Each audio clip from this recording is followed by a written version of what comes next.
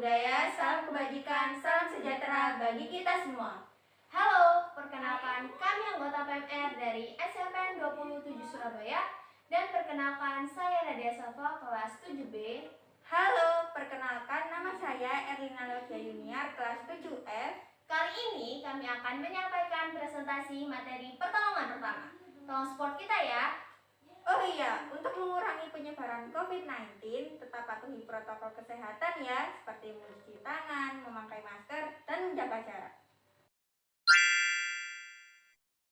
Pertolongan pertama yaitu pemberian pertolongan segera kepada korban yang mengalami sakit atau cedera secara mendadak sebelum korban dibawa ke fasilitas kesehatan terdekat. PP bertujuan untuk 1. Menyelamatkan jiwa korban agar tidak meninggal di tempat. 2. Mencegah cacat, misalnya luka yang membekas. 3. Memberikan rasa nyaman dan membantu proses penyembuhan. Sebagai pelaku PP, kita juga harus mengutamakan keselamatan diri sendiri. Jadi, kita memerlukan alat perlindungan diri. APD itu adalah alat yang digunakan agar kita tidak tertular penyakit.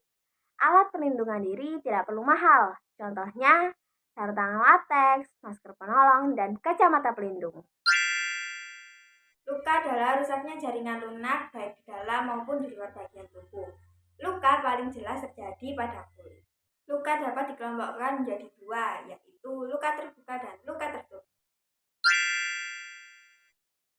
Umumnya, kerusakan jaringan lunak ini darah keluar dari pembuluh darah sehingga terjadinya pendarahan. Luka terbuka terjadi bila kulit rusak dan terlihatnya darah. Contoh dari luka terbuka adalah luka lecet, luka sayat, luka robek, luka tusuk, luka sobek, dan amputasi. Dan cara penanganannya adalah 1. Pastikan daerah luka terlihat. 2. Bersihkan daerah sekitar luka. 3. Cegah terjadinya infeksi. 4. Lakukan penutupan luka dan pembalutan. 5. Baringkan korban. 6. Tenangkan korban. 7. Rujuk ke fasilitas kesehatan. Luka tertutup yaitu bila darah tidak terlihat, contohnya seperti memar, benjol, dan remuk. Cara penanganannya yaitu 1. Beri kompres dingin pada memar. 2. Tekan memar dengan menggunakan kompres dingin. 3. Bila terjadi pada alat gerak, maka tinggikan lebih tinggi dari jantung. Mengapa perlu menggunakan penutup luka? Bila ada luka yang berdarah, sebaiknya luka dibersihkan dengan antiseptik kemudian ditutup. Penutup luka ini penting karena mempunyai fungsi sebagai berikut. 1. Membantu menghentikan pendarahan. 2. Mencegah kuman masuk ke dalam luka. Apa yang bisa digunakan untuk menutup luka? Untuk menutup luka biasanya memakai kasa steril, penutup kain kasa, penutup berperekat, dan penutup buatan sendiri. Agar penutup luka tidak terlepas dari tempatnya, maka gunakan pembalut luka untuk menahannya. Kegunaan pembalut luka untuk membantu menghentikan pendarahan. Fungsi dari pembalut luka antara lain menekan untuk menghentikan pendarahan, mempertahankan penutupan luka pada tempatnya, menjadikan penopang bagian tubuh yang cedera. Inilah beberapa contoh pembalut luka: pembalut gulung, pembalut segitiga, dan pembalut rekat. Pedoman dalam menutup dan membalut luka. 1. Penutup luka harus meliputi seluruh permukaan luka. 2. Bersihkan luka sebelum ditutup pembalutan luka. 3. Jangan membalut terlalu kencang dan terlalu longgar. 4. Khusus pada anggota gerak, balutan luka dilakukan dari bawah ke atas, ke arah jantung. Yang terakhir, lakukan pembalutan dalam posisi yang diinginkan. Ini adalah cara penanganan untuk luka tertutup. Alat yang perlu kita siapkan untuk penanganan ini yaitu kain bersih dan air dingin. Hal pertama yang harus kita lakukan ialah mengambil kain bersih dan menyelupkannya ke air dingin. Setelah itu, kita peras dan mengompreskannya di bagian memar tersebut.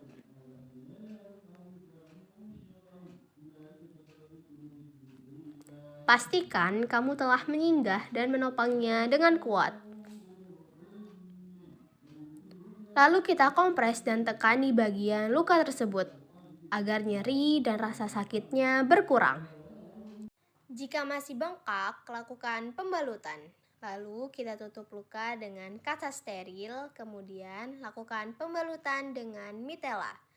Pertama, letakkan kaca steril di bagian luka tersebut. Lalu gunakan mitela dengan sedikit menekan.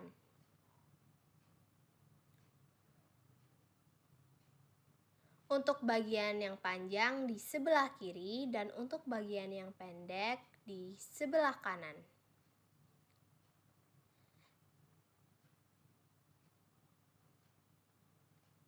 Lakukan putaran sebanyak 3 kali.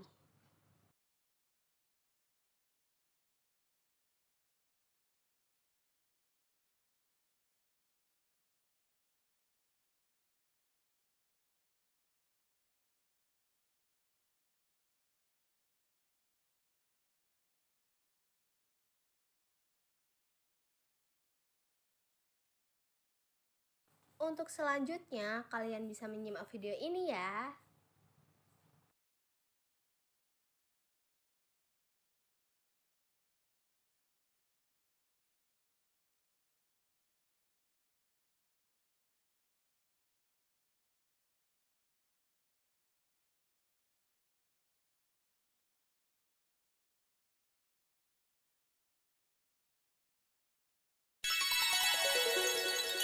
Kesimpulannya adalah, jika teman-teman terkena luka, segera rawat dan bila perlu rujuk ke fasilitas kesehatan terdekat.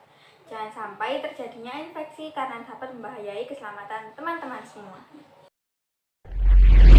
Peran PMR Madya.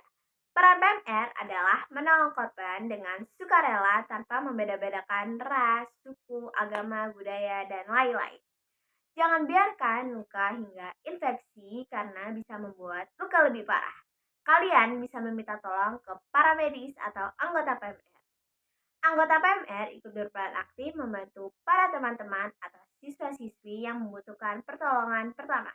Kalau teman-teman membutuhkan pertolongan pertama, jangan sungkan-sungkan kepada kami ya. Sekian presentasi dari kelompok kami. Mohon maaf apabila ada kekurangan dari penyampaian materi kami. Kita ada pantun nih buat kalian.